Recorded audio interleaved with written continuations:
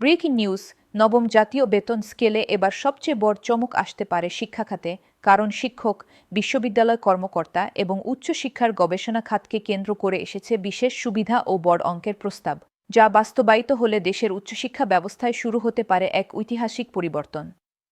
সাম্প্রতিক সময়ে নবম জাতীয় বেতন কাঠামো নিয়ে আলোচনা যখন মূলত সরকারি প্রশাসনের সাধারণ গ্রেড কাঠামো, ভাতা এবং বাস্তবায়নের সময়সীমা ঘিরে, ঠিক তখনই বিশ্ববিদ্যালয় শিক্ষক ও কর্মকর্তাদের জন্য আলাদা প্রণোদনা এবং বিশেষ সুবিধার প্রস্তাব সামনে আসায় শিক্ষাঙ্গনে নতুন করে উত্তেজনা তৈরি হয়েছে।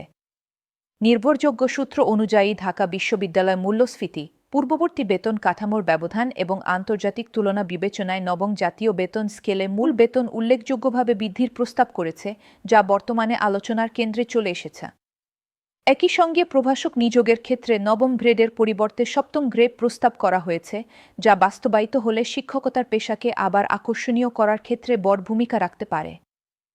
বিশ্ববিদ্যালয় পর্যায়ে প্রস্তাবিত কাঠামো অনুযায়ী প্রভাষককে সপ্তম গ্রেডে, সহকারী অধ্যাপককে পঞ্চম গ্রেডে, সহযোগী অধ্যাপককে তৃতীয় গ্রেডে এবং অধ্যাপককে দ্বিতীয় গ্রেডে রাখার কথা বলা হয়েছে। আরও একটি গুরুত্বপূর্ণ প্রস্তাব হল, মোট অধ্যাপকদের একটি নির্দিষ্ট অংশ প্রথম গ্রেড সুবিধা পেতে পারেন। এতে বিশ্ববিদ্যালয়ে সিনিয়র পর্যায়ে গবেষণা ও একাডেমিক লিডারশিপকে উৎসাহিত করা সম্ভব হবে বলে মত দিচ্ছেন সংশ্লিষ্টরা। শুধু বেতন ও গ্রেড নয়, ভাতার ক্ষেত্রেও এসেছে বেশ কিছু বড় প্রস্তাব। উৎসব ভাতা মূল বেতনের নির্দিষ্ট উচ্চ হার অনুযায়ী বছরে একাধিকবার দেওয়ার কথা বলা হয়েছে। বাংলা নববর্ষ উপলক্ষে ভাতা, ঢাকা শহরের ভাতা, শিক্ষা উপকরণ ভাতা, চিকিৎসা ভাতা, সন্তান সহযোগ ভাতা, বই ভাতা এবং নির্দিষ্ট গ্রেড পর্যন্ত টেলিফোন ভাতা, এসব বিষয় প্রস্তাবনা অন্তর্ভুক্ত রয়েছে বলে জানা যাচ্ছে। পাশাপাশি কর্মকর্তাদের পদোন্নতির ক্ষেত্রেও তৃতীয় গ্রেড পর্যন্ত উন্নীত হওয়ার সুযোগ বাড়ানোর প্রস্তাব রয়েছে।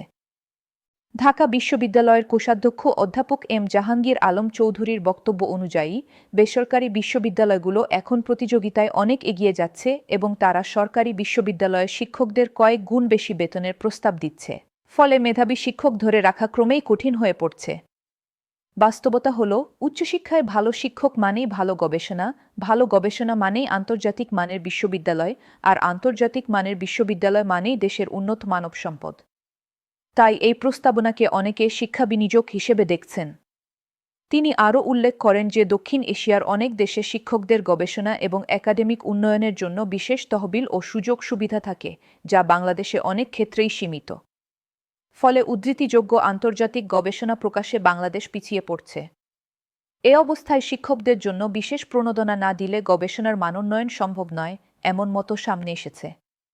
অন্যদিকে বেসরকারি শিক্ষা প্রতিষ্ঠানের এমপিওভুক্ত শিক্ষক কর্মচারীদের বিষয়টিও আলোচনায় এসেছে। তারা জাতীয় বেতন কাঠামো অনুযায়ী মূল বেতন পান এবং সরকারি অংশ ব্যাংকের মাধ্যমে পরিশোধ হয়। সহকারী শিক্ষক পদে প্রশিক্ষিত ও প্রশিক্ষণবিহীনদের বেতনের কাঠামো, প্রশিক্ষণ গ্রহণের বাধ্যবাধকতা এবং নির্দিষ্ট সময়ে যোগ্যতা অর্জনের বিষয়গুলো নতুন বেতন কাঠামোর আলোচনায় গুরুত্বপূর্ণ হয়ে উঠছে। বেতন কমিশনের সূত্র বলছে, বিশ্ববিদ্যালয়ের শিক্ষক, ডাক্তার, প্রকৌশলী, গবেষক এবং বিজ্ঞানীদের জন্য বিশেষ ভাতা অন্তর্ভুক্ত করার বিষয়টি নিয়ে আলোচনা চলছে, যা অন্য সামরিক বা বেসামরিক কর্মকর্তাদের ক্ষেত্রে প্রযোজ্য হবে না। এই প্রস্তাব বাস্তবায়িত হলে উচ্চ দক্ষতার পেশায় থাকা মানুষদের দেশে ধরে রাখা এবং সরকারি খাতকে প্রতিযোগিতামূলক করা অনেক সহজ হবে বলে মত দিচ্ছেন বিশেষজ্ঞরা। অর্থনীতিবিদদের একটি অংশ বলছেন, শিক্ষকদের বেতন ও সুবিধা বৃদ্ধি আসলে দেশের মেধা পাচার রোধের অন্যতম শক্তিশালী অস্ত্র। বর্তমানে অনেক মেধাবী শিক্ষক উচ্চতর আয়ের আশায় বিদেশে চলে যাচ্ছেন বা বেসরকারি খাতে চলে যাচ্ছেন। এতে সরকারি বিশ্ববিদ্যালয়গুলোতে শিক্ষা ও গবেষণার গুণগত মান ক্ষতিগ্রস্ত হচ্ছে। শিক্ষক সংগঠনগুলো বলছে, শিক্ষকতা মর্যাদাপূর্ণ পেশা, আর এই পেশাকে মর্যাদাপূর্ণ রাখতে হলে বেতন, ভাতা, গবেষণা প্রণোদনা এবং নিরাপদ কর্মপরিবেশ নিশ্চিত করতে হবে।